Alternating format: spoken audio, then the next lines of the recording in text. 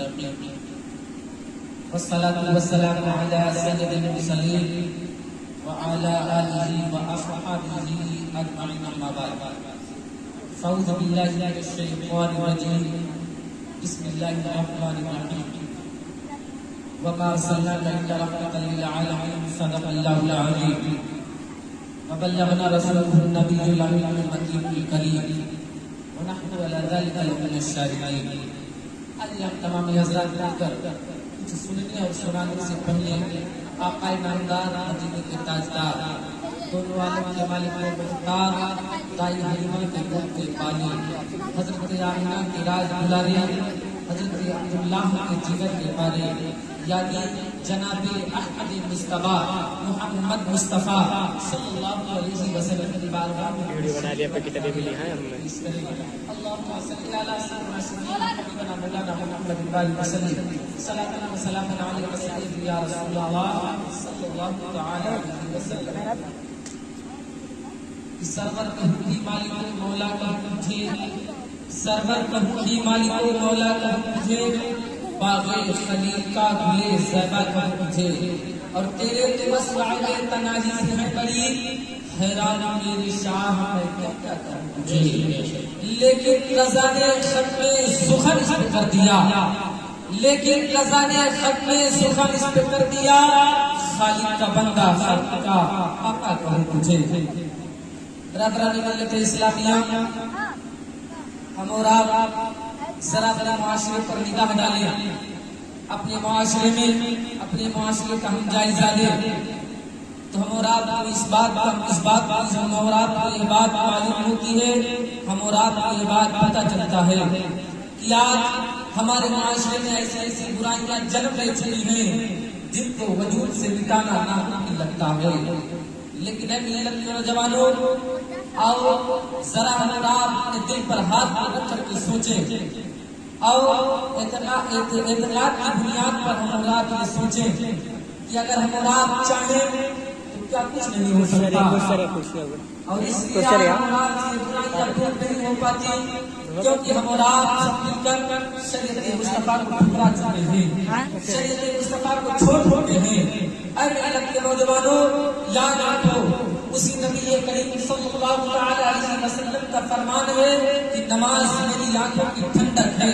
اب آپ ذرا سوچو کون ایسا مسلمان ہے کون ایسا بندے خدا ہے جو اللہ کی بارگاہ میں بند رفتہ اپنی پیشانی کو اپنے سر کو نبی کی اللہ کی بارگاہ میں ٹیک دیتا ہو اللہ کی بارگاہ میں اپنی پیشانی کو جھکا دیتا ہو.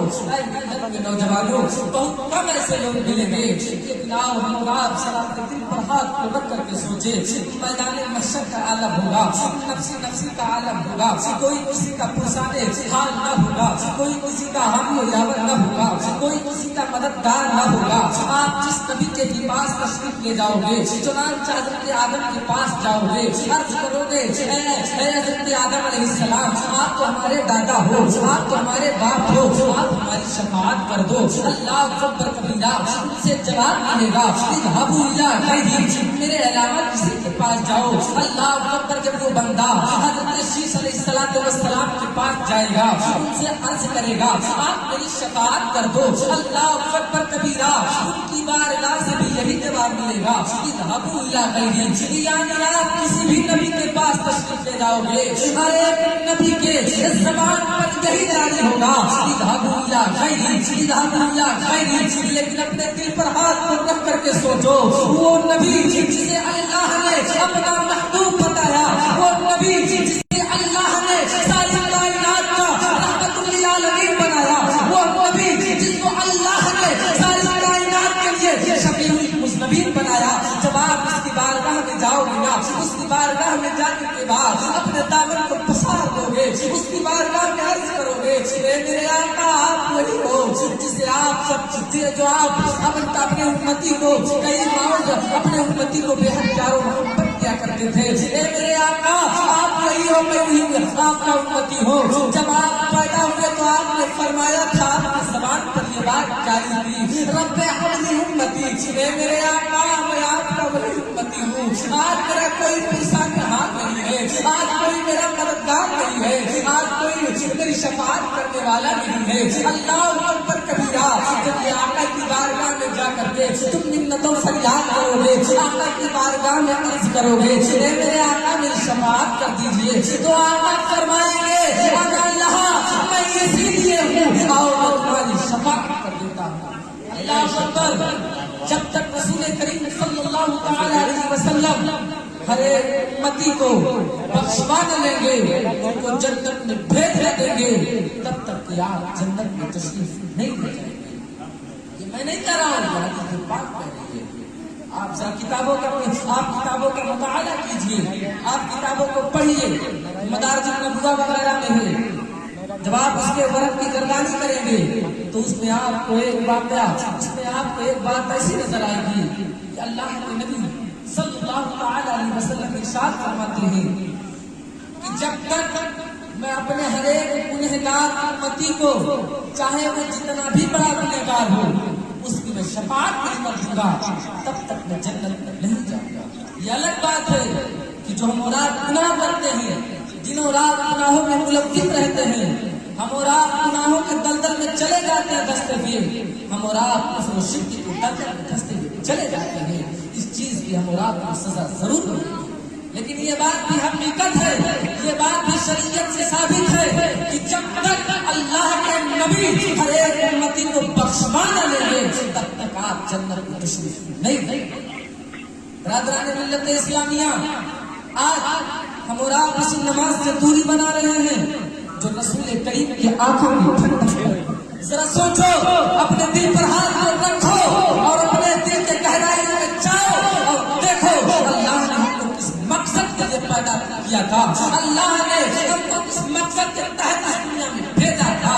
اس لیے بھیجا تھا کہ ہم آ کر کے دنیا میں اس کی عبادت و ریاضت کریں, اس کی عبادت و ریاضت کریں, اس کی بارگاہ میں نذرانے عقیدت پیش کریں. لیکن اس چیز سے دور ہے. ایک حدیث پاک سماعت فرمائے, اس کے بعد میں اپنی جگہ لے لوں گا. اللہ اکبر کبیرہ. بخاری شریف کے حدیث پاک ہے, بخاری شریف کے حدیث پاک ہے.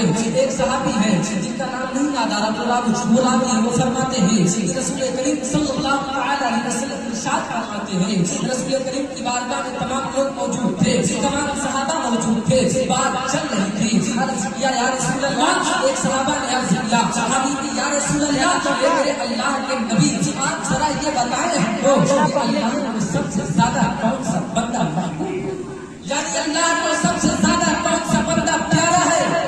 تو اللہ کے نبی مسکراتے ہیں اور مسکرانے کے بعد ارشاد فرماتے ہیں اے میرے صحابہ, تم اس شخص کے بارے میں پوچھتے ہو, اس آدمی کے بارے میں پوچھتے ہو جو اللہ کے نزدیک سب سے زیادہ پسندیدہ ہو, جو اللہ کے نزدیک سب سے زیادہ پیارا ہو. تو اے میرے صحابہ سنو, وہ اور کوئی نہیں ہے بلکہ وہ ایک ایسا بندہ ہے, وہ بندہ مومن خدا کا جو 5 وقت نماز باوقت مقررہ کے ساتھ مسجد میں آ کر کے جماعت کے ساتھ ادا کرتے, وہی رب کی بارگاہ میں سب سے زیادہ محبوب. آج ذرا سوچو, دل پہ ہاتھ رکھو, کون سا ایسا بندہ مومن ہے چاہے جو بھی ہو, وہ وقت کے ساتھ مسجد میں پہنچنے کے بعد 5 وقت نماز پڑھتے. کوئی ایسا نہیں ملے گا, بہت کم مل جائیں گے, 100 میں 1 آدھ کہیں پر مل جائیں گے, نہیں تو کوئی ایسا نہیں ہے کہ جو 5 وقت نماز بجماعت ادا کرے. آپ اعلیٰ حضرت عارف سے اعلیٰ حضرت رضی اللہ تعالیٰ عنہ, آپ ان کی زندگی کا جائزہ لیں, کیا انہوں نے اپنی نماز کو چھوڑا نہیں چھوڑا. تبھی جب آپ 5 وقت کی نمازی بن جاؤ گے, شریعت مصطفیٰ کے پابند بن جاؤ گے, حضور کے فرما بردار بن جاؤ گے, تو یاد رکھو کہ نوجوانوں کہ میں نہیں کہہ رہا ہوں, یہ حضور کی ذات مبارکہ کہہ رہی ہے کہ جس نے میری شریعت کی پابندی کی, جس نے قرآن و حدیث کی پابندی کی, وہ دنیا میں سب سے اونچا رہے گا. جس طرح اعلیٰ حضرت رضی اللہ تعالیٰ عنہ حضور کے نقش قدم پہ چلا, اعلیٰ حضرت نے حضور کے نقش قدم پر اپنی زندگی کو گزاری, حضور کے قرآن و حدیث کے مطابق اپنی زندگی کو گزارا. اللہ اکبر کبیرہ. آج دنیا یاد کر رہی ہے, اور جب 25 سفر کا دن آتا ہے, مسلمان کے نام سے فاتحہ دلاتا ہے, قرآن خوانی کرتا ہے, اسی پر گفتگو ختم کرتا ہوں, رب کی بارگاہ میں توبہ استغفار کرتا ہوں. میرے مولا کی تقریر بولنے میں کسی طرح کی کمی اور مجھے معاف فرما. استغفر اللہ رب من کل ذنب واتوب الیہ. اسلام زندہ باد.